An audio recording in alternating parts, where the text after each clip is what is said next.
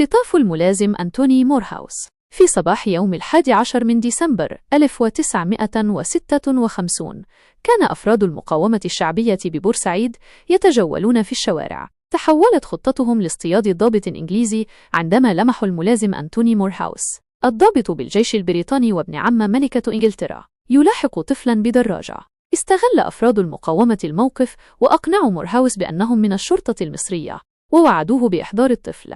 بينما كان يستدير ليركب سيارته خطف أحمد هلال سلاحه، بينما قام محمد عبد الرحمن بلي ذراعه الأيسر ووضع إصبعه في ظهره موهما إياه بمسدس مما أفقده توازنه تماما. تم اقتياده إلى السيارة، وعندما حاول مورهاوس ضرب السائق علي زنجير لكمه الأخير بقوة أسقطته أرضا داخل السيارة.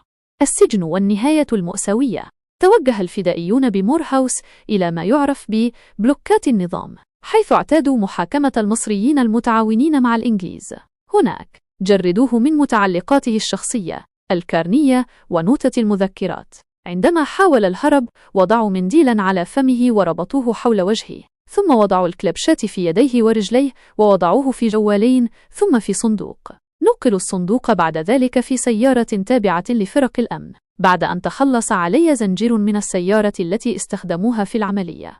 نقلوا الضابط البريطاني إلى سيارة أخرى تابعة لعمليات خدمة المياه وتوجهوا إلى بيت في شارع أحمد عرابي حيث وضعوه في الدور الأرضي. لسوء حظه وأضع الصندوق مقلوبا. عندما علم الإنجليز بعملية الخطف ثاروا وبدأوا عملية بحث موسعة عن الضابط المخطوف. على مسافة قريبة من البيت الذي أخفي فيه عثروا على السيارة التي استخدمت في العملية، فبدأوا في فرض حصار كبير بالأسلاك الشائكة على المنطقة.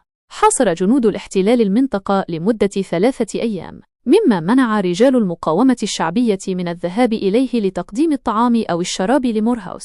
خلال هذه الفترة مات في صندوقه، مما يعني أن الإنجليز هم من تسببوا في وفاته دون قصد، حيث كانوا يفتشون المنازل. ومن المفارقات أن البيت الذي أخفي فيه كان داخل منطقة الحصار. بعد ذلك قام أفراد المقاومة بدفنه أسفل العقار. تظل هذه القصة مثالا حيا على بطولات وتضحيات أهالي بورسعيد ورجال المقاومة الشعبية الذين كتبوا بدمائهم حروفا من نور في تاريخ مصر وأنقذوا بها مصر والعروبة بأكملها.